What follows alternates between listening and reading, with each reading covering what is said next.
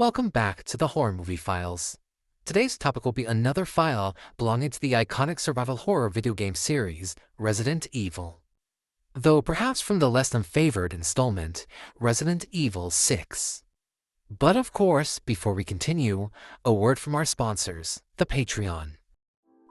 Geeks and Gnomes has a wide array of content, including written stories, videos, shorts, and digital art. Of course, this includes the SCP Horror Movie Files, which helped start this YouTube channel, but I'd also like to advertise my more original and ambitious project in development, which I call Endless Conflict, that I'm sure some of you have seen shorts here on YouTube. Supporting the Patreon is the best way to ensure we'll keep making content here on YouTube and our other social media outlets. Also, as a patron, not only will you never miss out on new content, but any requests you make will never be ignored. Additional details on subscription perks will be displayed on our main page, so please be sure to check that out. There is also a 7-day free trial in case you change your mind later, so there's no need to worry if it turns out you don't like our content. Now back to the file. This video will contain images and descriptions of body horror, blood, gore, violence, zombies, undead monsters, giant bugs, giant animals, mutant bugs, mutant animals, shape-shifting creatures, and more. If any of that makes you uncomfortable, then please feel free to click off the video. For those wanting to continue, let's begin with SCP-AFG. SCP-AFG, codename the Chrysalid Virus, Object Class Keter. Special containment procedures. Samples of SCP-AFG are separated in 4 vials, all placed within a biohazard box that is locked by a 6-digit passcode. This biohazard box is contained at the Level 5 Biohazard Labs of Site AG. Any testing must be approved by 3 Level 5 Foundation staff members. In the event of a containment breach, Mobile Task Force Hades 4 Bio-Rebels is to be contacted and deployed to Site AG at once to protect the SCP-AFG samples. Due to their advanced artificial biology and immunity to diseases, they are the only ones who can safely ensure SCP-AFG is contained without casualties. Description: SCP-AFG is a genetically altered virus created from the genetic structure of SCP-AAY and several of its variants, as well as other anomalous pathogens, including genetic material from SCP-ABE. This has granted SCP-AFG near-limitless mutations to any host infected, though certain mutations are restricted depending on the strain they are infected with. SCP-AFG was created intentionally to be a weaponized pathogen, and as a result, each strain has the potential to cause a catastrophic outbreak. There are only 4 known strains, these being SCP-AFG Beta, Delta, Omega, and Alpha. SCP-AFG Beta is the most basic of all the variants, but it is the most infectious, as it can either spread through bodily fluids or become airborne, taking on the form of a blue gas. Once someone has inhaled this gas or is bitten by an already infected host, they will die due to infection and quickly reanimate into a zombie. Unlike typical zombies, especially SCP-AAY-1 instances, zombies created by SCP-AFG Beta are stronger, have heightened senses, and are more aggressive. Some even have the intelligence to hold weapons, while others can mutate into more specialized zombies. Such specialized variants can be bigger, stronger, more durable, or be able to pass on the infection to heavily decayed corpses. Because SCP-AFG was made for war, it is believed the Beta strain was made to make easy to mass-produce and expendable soldiers, while the other strains were meant to create more specialized forces. SCP-AFG Delta is a strain of the pathogen that can only infect through injection, just like the Omega and the Alpha strains. The reasoning for this seems to be that these strains are reserved for specific use. In the case of the Delta strain, it's meant to create elite soldiers. Someone infected with a Delta strain does become zombie-like, though the most notable difference is the growth of multiple eyes on the face. Additionally, they are not only faster and stronger than even victims of the Beta strain, but they are also smart enough to retain their original intelligence, though not their personalities.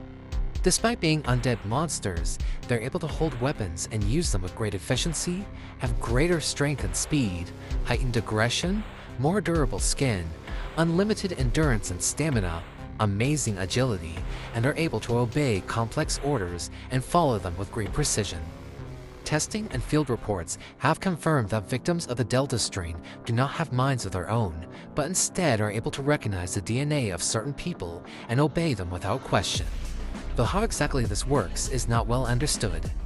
Despite their intelligence and precision, the deadliest aspect of the Delta strain is its ability to mutate the host in response to any damage they receive. Damage to body parts, whether it be limbs, torso, or even the head, allows the Delta strain to replace them with new body parts of mixed insect, reptilian, or fleshy characteristics.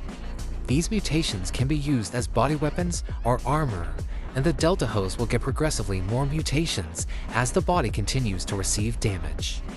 This is not to say that hosts infected with the Delta strain are immortal, but the best way to kill one is to attack them non-stop, leaving them no chance to recover and therefore mutate, or invoke full body disintegration, either through explosives or chemical use.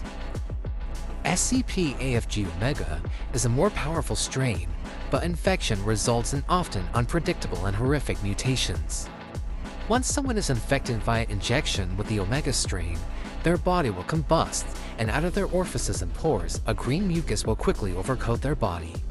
The flames of the body will be put out by this mucus, and in turn the mucus will be hardened by the heat, thus encasing the victim in a green cocoon. After about 5 to 10 minutes have passed, the cocoon will crack open and release one of many variants of monsters. Testing has shown the end result of these mutations may be controlled by introducing the Omega strain, the DNA of an animal first, or a person, allowing the end result to somewhat be predicted. With that in mind, the possibilities of the Omega strain could be limitless, but its creators mostly focused on the creation of powerful monsters, such as hulking monstrosities, hive-minded swarms of mutant wasps, crow-like nightmares, and horrific humanoid abominations that were very fast and could spread the gas form of the Beta strain, transforming everyone around it into a zombie. Finally, there is SCP-AFG Alpha, which is the newest and rarest strain to exist, only being completed during the China outbreak, and the last sample being destroyed, but the replication formula in Foundation custody, but locked in. When someone is infected with the Alpha strain, their body becomes a vessel of limitless mutations, granting them power of a level 4 shapeshifter and a level 5 regenerator. What makes the Alpha strain stand out from the other three is that anyone infected will have complete control over the virus, though their mental state might deteriorate a little, leading to increased aggression and a lack of self-restraint and reason. There have only been 2 known hosts of the Alpha strain, both of which went insane after transforming into massive shapeshifting monstrosities, but were thankfully killed soon afterwards. SCP-AFG was discovered in 2012, though it was officially declared contained in 2013 after the conclusion of the China outbreak, and when it was confirmed all Neo Umbrella assets and members under Carla were neutralized. For those that don't know, Neo Umbrella is an international terrorist organization comprised of Neo-Sarkites, rogue scientists, international terrorists, mercenaries, old employees of Tricell, and old employees of the Umbrella Corporation. Their end goal is to create a new arms race of biological weapons, using the resulting chaos to become the most influential organization in the world, thus ruling it from the shadows.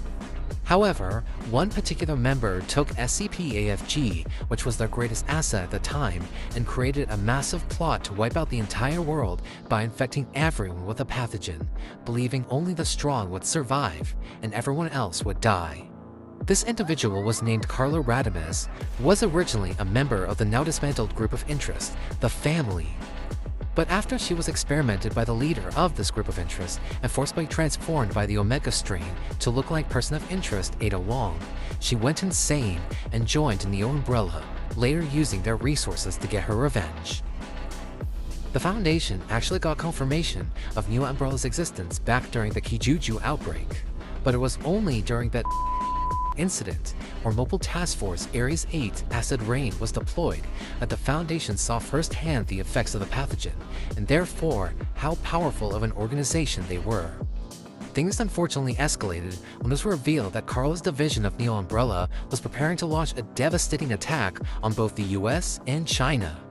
The Foundation was unable to prevent either incident, and during the disaster, MTF units were met with Dr. Wicked, his bodyguard Bill Party, and several persons of interest including Ada Wong, Chris Redfield of the Global Occult Coalition, Sherry Birkins, and Leon Kennedy of Pentagram, including several others. Through a heavy series of mysteries, betrayals, and political interference, those responsible were brought to light, and one by one were all killed by the Foundation and its allies during the incident. Please see Addendum X40 for details.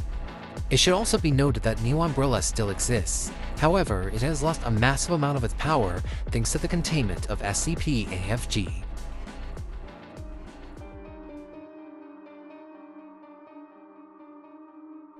And that was SCP-AFG. Thank you to everyone for watching this video to the end.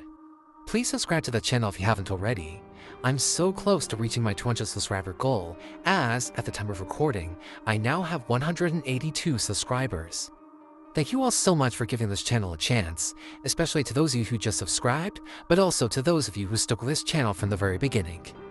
But please, don't forget to leave a like on the video and comment down below what you thought.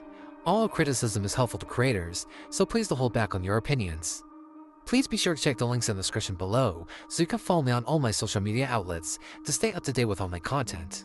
There is also the wiki page for the SCP horror movie files, which is the best place to find all related content, so please be sure to check that out. Link is also in the description. And finally, a very special thank you to all my patrons who support me in doing what I love. If you want to be like them and have the same perks they do, then please subscribe today and get access to content early, as well as updates on my content you can't find anywhere else. Thank you all again for watching, and hope you stick with the channel, as there's always more to come. So basically, Carla wanted to end the world because she had a crush on Simmons, who actually had a crush on Ada, and was only willing to date Carla if she looked like Ada, but even after mutating herself to become an Ada clone, Simmons still didn't want her, so Carla went insane and decided to destroy the world. While Simmons thought that if he could control the world, Ada would want to date him, so he secretly contributed to the attack on the US, and even had the president killed. So, everyone who was evil became that way because they couldn't get a date. Suddenly, I feel better about being Ace.